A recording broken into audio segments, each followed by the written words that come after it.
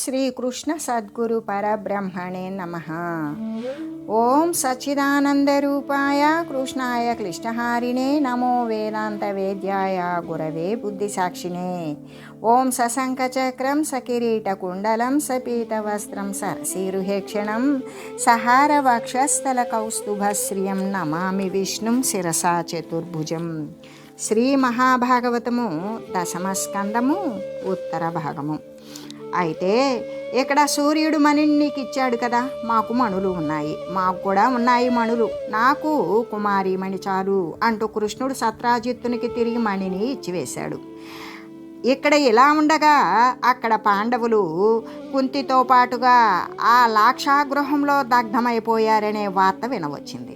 సమస్త విషయాలను దర్శించగలిగిన వాడైన కృష్ణుడు బలరామునితో పాటుగా హస్తినాపురానికి వెళ్ళి కృపాచార్యుని, విదురుని, గాంధారిని, భీష్మద్రోణులను చూచి వారికి కలిగిన దుఃఖం శాంతించేలాగా ఓదార్చాడు.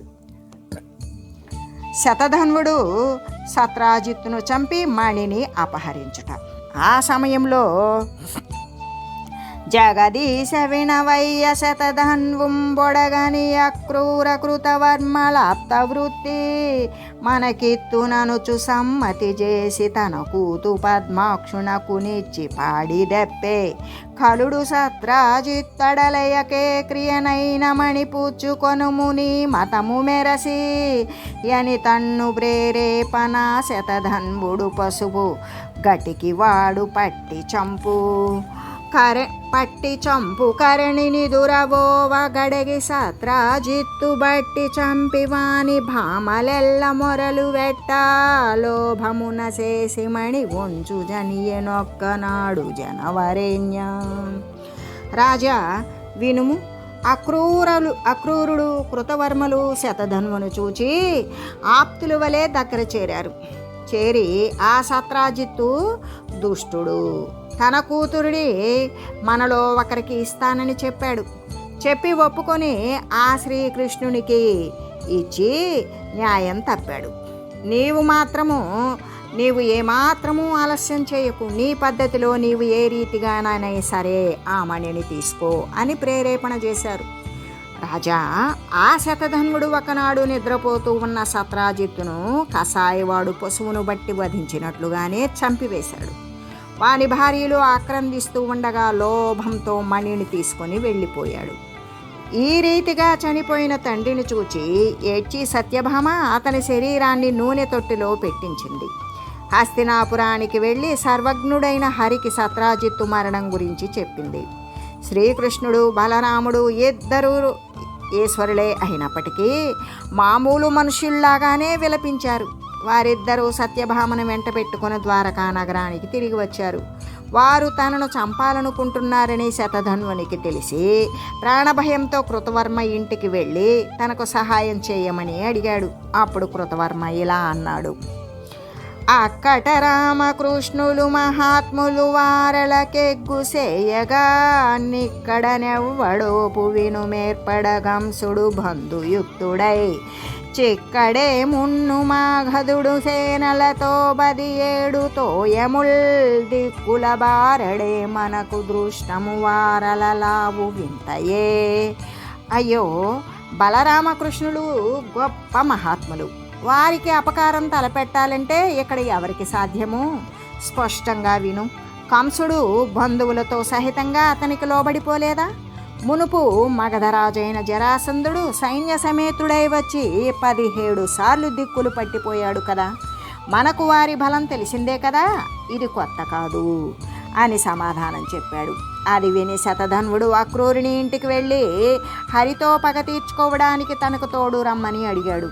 అక్రూరుడు కూడా శ్రీకృష్ణుని బల పరాక్రమాలను, ధైర్యస్థైర్యాలను నొక్కి చెప్పి ఇంకా ఇలా అన్నాడు: ఎవ్వడు విశ్వంభునెల్ల సలీలుడై పుట్టించి రక్షించు పొలియజేయు నెవ్వని చేష్టల నిరుగరు బ్రహ్మాదులెవ్వని మాయమోహించు భువనమేడేండ్ల పాపడై ఏ విభుడొక చేత ఘోరక్షణమునకై కొండనెత్తే నెవ్వడు కూటస్థుడీశ్వరుడద్భుత కర్ముడనంతుండు కర్మ సాక్షి. అట్టి ఘనునకు సౌరికి అనవరతము మ్రొక్కెదముగాక విద్వేషమునకునేము వెరతు మొళ్ళము నీ వండు వెంట బొమ్ము చాలు 10,000 వచ్చే నీ సఖ్యమునను. ఎవడు ఈ విశ్వాన్ని క్రీడగా పుట్టించి రక్షించి నశింపజేసేవాడు, బ్రహ్మాదులు కూడా ఎవని చేష్టలను తెలుసుకోలేరో, ఎవని మాయలోకాలను మోహింపజేస్తూ ఉన్నదో, 7 ఏళ్ల వయసులోనే గోవులను రక్షించడానికి ఎవడు ఒక్క చేతితో కొండను ఎత్తాడో, కూటస్థుడు ఈశ్వరుడు అద్భుత కర్మలు చేసేవాడు అనంతుడు కర్మసాక్షి అయిన వాడు ఎవడో, అటువంటి గొప్పవాడైన సౌరికి మేము ఎల్లప్పుడూ నమస్కరిస్తూ ఉంటాము కానీ అతనితో పగబెంచుకోవడానికి మేము ఇష్టపడము. నీవు ఇంకో దారి చూసుకో, నీ స్నేహానికి 10,000 నమస్కారాలు అని ఇలా అక్రూరుడు సమాధానం చెప్పేసరికి శతధన్వుడు భయపడిపోయి ఆ మహామణిని అక్రూరుని వద్దనే ఉంచి గుర్రం ఎక్కి 100 యోజనాల దూరం పారిపోయాడు. గరుడధ్వజం అలంకరించిన రథం ఎక్కి బలరామకృష్ణులు అతనిని వెన్నంటారు. శతధన్వుడు మిథిలా నగరం వద్దకు వెళ్ళి అక్కడ తురగముడిగ్గి తల్లడముతో శతధన్వుడు పాదచారి అయి పరువిడబోకుమని పద్మదలాక్షుడు కూడబారి భీకరగతిమాని మస్తకము ఖండితమై పడవ్రేసే చక్రముంబరిహత దైత్య చక్రము ప్రభాచయమోదిత దేవ చక్రమున్. గుర్రం దిగి తల్లడిల్లిపోతూ కాలి కొద్దీ పరిగెత్తాడు. పోకు అంటూ శ్రీహరి వెన్నంటి వెళ్ళాడు. దైత్యులను సంహరించేది కాంతులతో దేవతలకు ఆనందాన్ని కలిగించే చక్రాన్ని వాని తల తెగిపడేలా వేశాడు. శ్రీకృష్ణుడు ఈ విధంగా శతధన్వుని చంపి మణి కోసం అతని వస్త్రాలను వెదికాడు. అది లేదు. బలరాముని వద్దకు వచ్చి శతధన్వుడు అనవసరంగా చచ్చిపోయాడు, అతని వద్ద మణి లేదు అన్నాడు. బలరాముడు ఇలా అన్నాడు: ఆ మణి శతధన్వుడపహరించుట నిక్కమెవ్వరి చేదాపనిచ్చినాడో వేగమని వేగి వెదకుము పురిలోన వైదేహు దర్శింపవాంచగలదు. పోయి వచ్చెద నీవు పొమ్మని వీడ్కొన మెల్లన రాముండు మిథిల జొచ్చి పోయిన జనకుండు బొడగని హర్షించి అంతయు ప్రియముతో నెదురు వచ్చి అర్ఘ్యపాద్యాది కృత్యంబులాచరించి ఇచ్చగించిన వస్తువులెల్లనిచ్చియుండుమని భక్తి చేసిన నుండే ముసలి కువలయేశ్వర మిథిలలో కొన్ని ఏండ్లు. ఆ మణిని శతధన్వుడు దొంగిలించడం తథ్యం. ఎవరికి దాచమని ఇచ్చాడో నగరంలో నీవు వెంటనే వెళ్ళి వెదకు. నాకు విదేహరాజును చూడాలని కోరికగా ఉన్నది, నేను అక్కడికి వెళ్ళి వస్తాను, నీవు వెళ్ళు అని చెప్పి బలరాముడు శ్రీకృష్ణుని వీడ్కొన్నాడు. మెల్లగా మిథిలా నగరానికి వెళ్ళాడు. జనకుడు అతనిని చూచి చాలా సంతోషించాడు. ఎంతో ప్రీతితో ఎదురేగాడు. అర్ఘ్యపాద్యాదులతో సత్కరించి కోరిన వస్తువులన్నీ ఇచ్చి ఉండుమని భక్తితో అడిగాడు. రాజా, బలరాముడు మిథిలలో కొన్ని సంవత్సరాలు ఉన్నాడు. ఆ సమయంలోనే దుర్యోధనుడు మిథిలా నగరానికి వచ్చాడు. జనకరాజు అతనిని కూడా సత్కరించాడు. చలమునగాంధారేయుడు లలిత గధాయుద్ధ కౌశలము నేర్చెదగన్ హలిచేనాశ్రిత నిర్జర ఫలిచే త్రైలోక్య వీరభట గణబలిచే. ఆశ్రయించిన దేవతలకు ఫలితాలను చేకూర్చేవాడు. ముల్లోకాలలోని వీరభట సమూహం కంటే కూడా బలవంతుడు అయిన ఆ బలరాముని వద్ద దుర్యోధనుడు గదాయుద్ధంలో కౌశలాన్ని పొందాడు. అక్కడ కృష్ణుడు కూడా ద్వారకా నగరానికి వెళ్ళి శతధన్వుడు మరణించాడని, అతని వద్ద మణి లేదని సత్యభామకు చెప్పాడు. ఆమెకు ప్రియం చేయడానికి సత్రాజిత్తునకు పరలోక క్రియలు చేయించాడు. శతధన్వుని మరణం విని అక్రూరుడు కృతవర్మలు భయపడి ద్వారకా నగరం విడిచిపెట్టి చాలా యోజనాల దూరంలోని ప్రదేశానికి వెళ్ళిపోయారు. అక్రూరుడు లేకపోవడంతో వానలు కురియలేదు, మహోత్పాతాలు సంభవించాయి. ద్వారకా నగరవాసులకు శారీరక మానసిక తాపాలు కలిగాయి.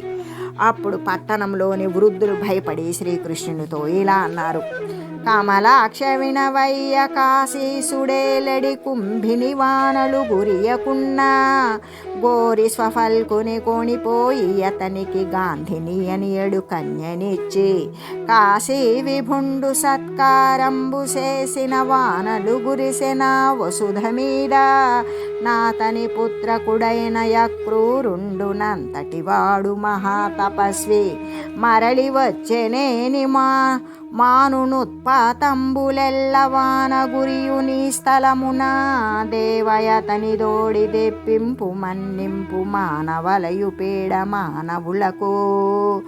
పద్మాక్షుడా విను, కాశీపురాధిపతి మరి ఏలుబడిలో అక్కడ వానలు కురియకపోతే కావాలని స్వఫల్కుని అక్కడికి తీసుకువెళ్ళి అతనికి గాంధిని అనే కన్యనిచ్చి వివాహం చేసి కాశీవిభుడు అతన్ని సత్కరించాడు. అప్పుడు ఆ ప్రాంతంలో వానలు కురిశాయి. అతని కొడుకు అయిన అక్రూరుడు కూడా అంతటి మహానుభావుడే, మహాతపస్వి. అతడు తిరిగి వస్తే ఉత్పాతాలన్నీ కూడా తొలగిపోతాయి, ఇక్కడ వానలు కురుస్తాయి. దేవా మన్నించు, అతనిని తిరిగి రప్పించు, మానవులకు ఈ బాధలన్నీ మానిపోవాలి అని చెప్పిన పెద్దల మాటలను విని కృష్ణుడు దూతలను పంపాడు. అక్రూరుణ్ణి రప్పించాడు, అతనిని సత్కరించాడు, మంచి మాటలు కొన్ని చెప్పి లోక వ్యవహారం సమస్తం తెలిసినవాడు కాబట్టి మెత్తగా తీయగా అతనితో ఇలా అన్నాడు: తానే గుబో శతధన్ముండు మణి తెచ్చి నీ ఇంట బెట్టుట నిజము తెలిసినాడా, సత్రాజిత్తునకు పుత్రకులులేమినతనికి కార్యంబులాచరించి, విత్తంబు రుణమును విభజించుకొని ఎదరతని పుత్రికలెల్లనతడు, పరుల చేత దుర్మరణంబు చెందినాడతనికై సత్కర్మములు మీద జరుపవలయు, మణిగ్రహింపు మీవు మాయన్ననను నమ్మడలమి బంధుజనులకెల్ల జూపుమయ్యా, నీ గృహమున హాటక వేదిక సహిత మఖముల మరు సంతతమును. శతధన్వుడు తాను వెళ్ళేటప్పుడు మణిని తీసుకువచ్చి నీ ఇంటిలోనే పెట్టాడు అనే నిజం నాకు తెలిసింది. సత్రాజిత్తుడికి కొడుకులు లేరు కనుక కూతుళ్ళే అతనికి చేయవలసినవి అన్నీ చేసి ఆస్తిని అప్పులను పంచుకుంటారు. అతడు శత్రువుల చేతిలో దుర్మరణం పాలయ్యాడు. అతని కోసం ఇకపై సత్కర్మలు చేయాలి. మణిని నీవే తీసుకో, కానీ మా అన్న నన్ను నమ్మడు, దానిని బంధువులకందరికీ చూపువయ్యా. నీ ఇంట్లో ఎల్లప్పుడూ బంగారు వేదికలతో కూడిన యజ్ఞాలు జరుగుతూ ఉంటాయిలే అని శ్రీకృష్ణుడు ఇలా మంచి మాటలు చెప్పగానే అక్రూరుడు వస్త్రంలో దాచిపెట్టిన మణిని అతనికి ఇచ్చాడు. సంతసమంది బంధుజన సన్నిధి కిన్హరి తెచ్చి చూపెన శ్రాంత విభాసమాన ఘృణిజాల పళాయిత భూన ధ్వాంతము హేమధార చయవర్షణ విస్మిత దేవ మానవ స్వాంతము గీర్తిపూరిత దిశా వలయాంతము నాస్యమంతమున్. శ్రీకృష్ణుడు సంతోషించాడు. ఎల్లప్పుడూ ప్రకాశించే కాంతులతో భూమి ఆకాశాలలోని చీకట్లను పారద్రోలేది, బంగారు ధారలను కురిపిస్తూ దేవతల మనుష్యుల మనసులకు ఆశ్చర్యం కలిగించేది, దిక్కుల యొక్క అంతము వరకు కూడా కీర్తి నింపేది అయిన ఆ శమంతకమణిని శ్రీకృష్ణుడు బంధువుల సన్నిధికి తెచ్చి చూపించాడు. చక్రాయుధుడి క్రియదనయ క్రూరత్వంబు జనుల కందరకును నిర్వక్రమముగదెలిపి క్రమ్మరణ క్రూరనకిచ్చే మణి కృపా కలితుడై. ఈ రీతిగా శ్రీకృష్ణుడు జనులందరికీ తన అక్రూర స్వభావాన్ని సూటిగా తెలియజేశాడు. తిరిగి ఆ మణిని దయామయుడే అక్రూరునికి ఇచ్చివేశాడు. ఘనుడు భగవంతుండీశ్వరుడనగుడు మణి తెచ్చి ఇచ్చినట్టి కథనమునన్ వినిన బటించిన దలచిన జనులకు దుర్యసము భాప సంఘము గదలగన్. గొప్పవాడు ఈశ్వరుడు అనగుడు అయిన పాపరహితుడు అయిన భగవంతుడు మణిని తెచ్చి ఇచ్చిన కథను విన్నా చదివినా తలంచిన మానవులకు దుష్కీర్తి పాపచయము పూర్తిగా తొలగిపోతాయి అని చెబుతూ శ్రీకృష్ణుడు ఇంద్రప్రస్థపురంబునకు వెళ్ళుట. ఇలా ఉండగా ఒకనాడు శ్రీకృష్ణుడు పాండవులను చూడాలి అని నిశ్చయించుకున్నాడు. అలా నిశ్చయం చేసుకొని సాత్యకి మొదలైన యాదవులు వెంటరాగా ఇంద్రప్రస్థపురానికి వెళ్ళాడు. ప్రాణం వచ్చిన ఇంద్రియాలలాగానే పాండవులు అఖిలేశ్వరుడైన హరిని చూచి కౌగిలించుకున్నారు. కృష్ణుని దివ్య దేహ స్పర్శ చేత వారి పాపాలన్నీ తొలగిపోయాయి. అనురాగంతో చిరునవ్వులు మెరిసే ముకుందుని ముఖపద్మాన్ని చూచి వారు ఆనందించారు. గోవిందుడు కూడా యుధిష్ఠిరునికి భీమునికి నమస్కరించాడు. అర్జునుని కౌగిలింతతో సత్కరించాడు.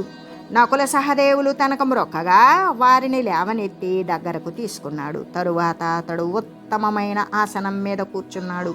అప్పుడు చెంచెద్ఘన కుచభార కుంచితయై క్రొత్త పెండ్లి కూతురగుటని చించుక సిగ్గుజనింపగ బాంచాల తనూజ మ్రొక్కె పద్మాక్షునకున్. కదులుతున్న పాలిండ్ల భారం చేత వంగిపోయినది కొత్త పెండి కూతురు కావడం వల్ల కొద్దిగా సిగ్గుపడుతూ పాంచాల రాజు కూతురు ద్రౌపది ఆ పద్మాక్షుడైన శ్రీకృష్ణునికి మ్రొక్కింది. అప్పుడు సాత్యకిని కూడా పాండవులు ఆదరించారు. ఒక పీఠం మీద కూర్చుండబెట్టారు. తక్కిన అనుచరులను కూడా వారు గౌరవించారు. శ్రీకృష్ణుడు కుంతీదేవి దగ్గరకు వెళ్ళి నమస్కరించి ఇలా అన్నాడు: అత్త కొడుకులు గోడలు చిత్తానందముగ బనులు సేయగా నాత్మాయత్తానుగ వైయజ్ఞ సత్తాదులు గలిగి మనుదే సమ్మోదమునన్. అత్త కొడుకులు కోడలు చిత్తానికి ఆనందం కలిగేలా పనులు చేస్తూ ఉంటే ఆత్మను అనుసరించి నడుచుకుంటూ ఆజ్ఞాపించే శక్తి కలిగి ఆనందంగా కాలం గడుపుతున్నావా? అనవుడు ప్రేమ విహ్వలతనందుచు గద్గద భాషణంబులన్ గనుగవన శ్రుతోయములు గ్రమ్మగ గుంటి సుయోధనుండు చేసిన అపకారముందలచి చెందిన దుఃఖములెల్ల చెప్పి యాదనుజ విరోధి కిట్లని ఎదద్దయు పెద్దరికంబు సేయుచున్ అని ఆజ్ఞాపించే శక్తి కలిగి ఆనందంగా కాలం గడుపుతున్నావా అత్త అని అడగగానే కుంతీదేవి ప్రేమతో వివసురాలైపోయింది. గొంతు రుద్ధమైపోయింది. కన్నులలో నీరు నిండింది. సుయోధనుడు చేసిన అపకారాలన్నీ కూడా గుర్తుకు వచ్చాయి. తాము పొందిన దుఃఖాలన్నీ చెప్పుకొని అతనికి ఎంతో పెద్దరికం ఇస్తూ ఆ శ్రీకృష్ణునితో ఇలా అన్నది: అన్నా నీ చుట్టాల నరయుదు మరువవు నీవు పుత్తెంచిన నిమ్మితోడా మాయన్నయే తెంచి మము జూచిపోయెను నిల్చియున్నారము నీ బలమున నా పిన్నవాండ్రకు నాకు దిక్కెవరు నేడాదిగానింక నీవే కాక అఖిల జంతువులకి వాత్మవుగావున పొరుల నా వారని భ్రాంతి సేయవయ్య నా భాగ్యమెట్టిదో యనవరతము జిత్తమున నుండి కరుణమా చిక్కులెల్ల బాపు చుందువుగాదే యో పరమ పుణ్యయదు కుమారవరేణ్య బుధాగ్రగణ్య. నాయన, నీ చుట్టాలను ఎప్పుడూ చూస్తూ ఉంటావు, మరచిపోవు. మరి నీవు పంపితే మా అన్న ఎంతో ప్రేమతో వచ్చి మమ్మలను చూసి వెళ్ళాడు. నీ బలంతోనే మేము ఇలా నిలిచి ఉన్నాము. ఈరోజు మొదలుకొని నాకు, నా పిల్లలకు నీవే తప్ప ఇంకెవరు దిక్కు. ప్రాణులందరికీ నీవు ఆత్మవు కాబట్టి నా వారు పరాయి వారు అనే భ్రాంతిని పొందవు. అయ్యా పరమపుణ్య, యదుకుమారులలో కూడా శ్రేష్ఠుడా, పండితులలో కూడా అగ్రగణ్యుడా, నా అదృష్టమేమిటో కానీ ఎల్లప్పుడూ మనసులో ఉంటూ దయతో మా చిక్కులన్నీ తీరుస్తూ ఉంటావు కదా. ఆమె అలా అన్నాక యుధిష్ఠిరుడు ఇలా అన్నాడు: పట్టగలేరు నిన్ను తమ భావములందు సనందనాదులే పట్టుననైన నట్టి గుణభద్ర చరిత్రుడవీవు నేడు మా చుట్టమ వంచు వచ్చెదవు చూచెదవల్పులమైన మమ్మునే మెట్టి తపంబు చేసితి మధీశ్వర పూర్వ శరీర వేళలన్. ఓ దేవాదిదేవా, సనందనాదులు కూడా నిన్ను ఏ రీతిగానూ తమ చిత్తాలలో నిలుపుకోలేరు. అటువంటి గుణాలు కలిగిన శుభచరిత్రుడువు నీవు. నేడు మా చుట్టాలనివి నీవు, ఈరోజు మా చుట్టానివి అంటూ మా ఇంటికి వచ్చావు. అల్పులమైన మమ్మల్ని కనిపెట్టి చూస్తూ ఉంటావు. పూర్వజన్మలో మేము ఎటువంటి తపస్సు చేసి ఉన్నామో అని చెప్పి ధర్మరాజు తనను ప్రార్థించగా, ఇంద్రప్రస్థపురంలోని వారికి కన్నుల పండుగ చేస్తూ హరి కొన్ని నెలలు అక్కడే ఉన్నాడు. ఆ రోజులలో ఒకనాడు త్వరగా శ్రేష్టమునెక్కి కంకటధనుస్తోణి శరోపేతుడై హరితోడన్వన భూమికేగి విజయుండాసక్తుడై చంపి శంభర శార్ధూలత రక్షుశల్య చమరి భల్లూక గంధర్వకాసర కంఠీరవ ఖడ్గకోల హరిణి సారంగ ముఖ్యములన్. అర్జునుడు మేలుజాతి గుర్రాన్ని ఎక్కి కవచము, ధనుర్బాణాలు, అంపపొది ధరించి కృష్ణునితో కలిసి వేటాడాలి అనే ఆసక్తితో అటవీ ప్రాంతానికి వెళ్ళాడు. అక్కడ ఎర్ర జింకలను, పెద్ద పులులను, శివంగులను, ఏదు పందులను, చమరీ మృగాలను, ఎలుకబంట్లను, కణుజులను, అడవి దున్నలను, సింహాలను, ఖడ్గమృగాలను, అడవి పందులను, ఆడులేళ్లను, మగ జింకలను మొదలైన వాటిని చంపాడు. అచ్చోట పవిత్రములై చచ్చిన మృగరాజినెల్ల జననాధునకుం తెచ్చి యొసగిరి మెచ్చుగ జెచ్చెరనరుంగొల్చి ఉన్న సేవకులధిప. అక్కడ చచ్చిన జంతువులలో ఉత్తమమైన వాటిని అర్జునుని సేవకులు వెంటనే తెచ్చి ధర్మరాజుకు సంతోషంగా ఇచ్చారు. అప్పుడు అర్జునునికి దాహం వేసింది. మహారథులైన నరనారాయణులు ఇద్దరూ యమునా నదికి వెళ్ళి ఆచమించి నీరు త్రాగి ఒక ఇసుక తిన్నెపై కూర్చొని ఉన్నారు. ఉపగతులైన ఎట్టి పురుషోత్తమ పార్థులుగాంచి రాపగా విపుల విలోల నీలతర వీచికలందు శిరోజ భార రుచ్యపహాసితాళి మాలికను దంచిత బాలశశి ప్రభాళికం కంపను నిబాలికన్ మదన దర్పణ తుల్య కపోల పాలికన్. ఆ నదీ తీరంలో కూర్చొని ఉన్న శ్రీకృష్ణార్జునులు నదిలో విశాలంగా కదులుతూ ఉన్న నల్లని అలలలో సూర్యుని కూతురు కాళిందిని చూశారు. ఆమె శిరోజాల కాంతి తుమ్మిదల పంక్తులను అపహసిస్తున్నట్లుగా ఉన్నది. నుదురు బాలచంద్రుని వంటి కాంతితో అలరారింది. చెక్కిళ్ళు మన్మధుని అద్దాలులా మెరుస్తూ ఉన్నాయి. ఆమెను చూచి కృష్ణుడు అర్జునుని ఆమె వద్దకు పంపగా అతడు వెళ్ళి ఆ కన్యను ఇలా అడిగాడు. సుదతి ఎవ్వరి దానవేమి కొరకి చోటం ప్రవర్తించెదెయ్యది నీ నామము గోర్కె ఎట్టిది వివాహాకాంక్షతో గూడి నదికిన్ వచ్చిన జాడగానబడే ధన్యం భయ్య నీరాక నీ ఉదయాది స్థితి నెల్ల జెప్పు మబలా యుధ్యత్కురంగేక్షణ. కాంత, నీవు ఎవరి దానవు? ఎందుకోసం ఇక్కడ తిరుగుతూ ఉన్నావు? నీ పేరేమిటి? నీ కోరికేమిటి? పెళ్ళి కావాలని కోరుకొని ఈ నదికి వచ్చినట్లుగా కనబడుతోంది. నీ రాక కృతార్థత చెందింది. అబల, చంచలమైన లేడి చూపుల వంటి చూపులు కలిగిందానా? నీ పుట్టుక మొదలైన స్థితిగతులన్నీ చెప్పు అని అడిగిన అర్జునునికి కాళింది ఇలా చెప్పింది. నరవీరోత్తమయేను సూర్యును సుతన్న పేరు కాళింది భాస్కర సంకల్పిత గేహమందు నదిలో గంజాక్షు విష్ణుం ప్రభున్ వరుగా కోరి తపంబు సేయుదు నోరున్ వాంఛింప కృష్ణుండు వన్యరతిన్ వచ్చి వరించునంచు బలికెన్నా తండ్రి నా తోడు తన్. ఉత్తమ వీరుడవైన ఓ నరుడా, నేను సూర్యుని కూతురిని. నా పేరు కాళింది. నదిలో సూర్యుడు సంకల్పించిన గృహంలో ఉంటాను. విష్ణువు విభుడు అయిన పద్మాక్షుని భర్తగా కోరి తపస్సు చేస్తూ ఉన్నాను. ఇతరులను ఎవరిని కోరను. కృష్ణుడు ఆసక్తితో అడవికి వచ్చినప్పుడు నన్ను వరిస్తాడు అని నా తండ్రి నాతో చెప్పాడు అని చెప్పగా విని ధనంజయుడు ఆ కాంత చెప్పిన మాటలను హరికి చెప్పాడు.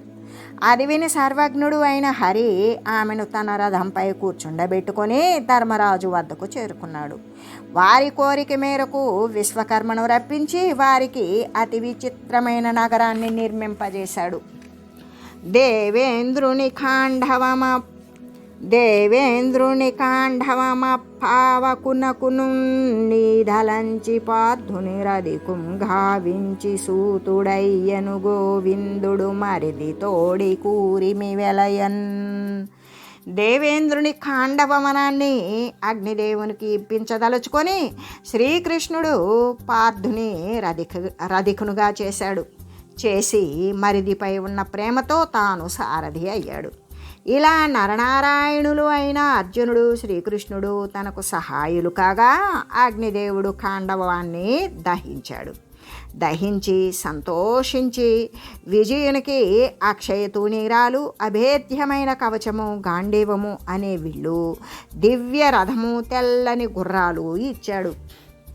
వాసవసూను చేదనకు వహ్నిశికా జనితోగ్రవేధనల్వాసిన చేసి ఒక్క సభ పార్థునకిచ్చే మయుండు ప్రీతుడయ్యా సభలో నగాది గమనంబుల గౌరవేంద్రుడుల్లాసముభాసియుండుట జలస్థల నిర్ణయ బుద్ధిహీనుడై.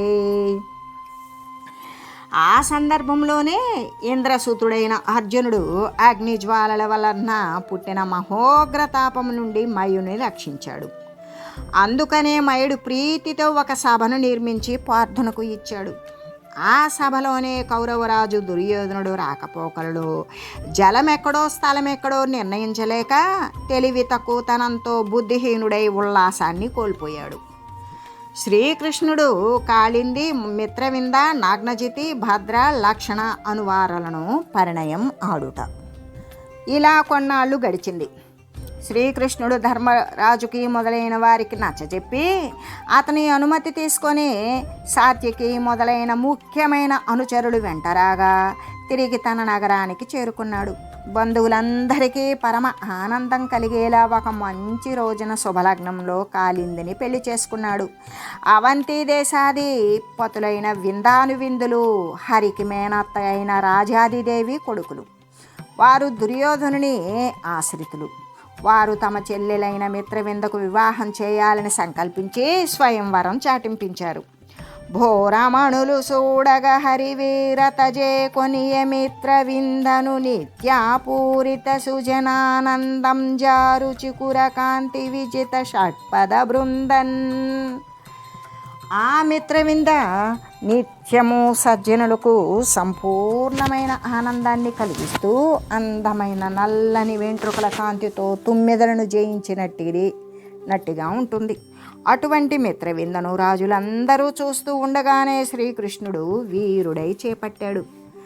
జననాథ వినుము కోసల దేశమేలడి నగ్నజిత్తను నరనాథుడు కండు సుమతి ధార్మికుడు తత్సుత నాగ్నజితి అను కన్యక గుణవతి గలదు.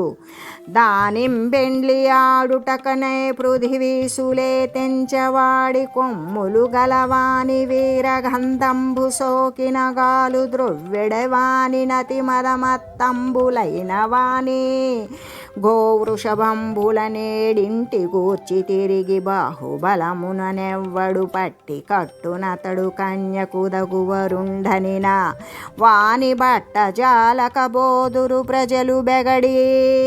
రాజా విను, కోసల దేశాన్ని నగ్నజిత్తు అనే రాజు పరిపాలిస్తూ ఉండేవాడు. అతడు బుద్ధిమంతుడు, ధర్మతత్పరుడు. అతని కూతురు నాగ్నజితి చాలా గుణవంతురాలు. తండ్రి ఆమెకు పెండ్లి చేయాలి అని తలపెట్టి ఒక నియమం విధించాడు.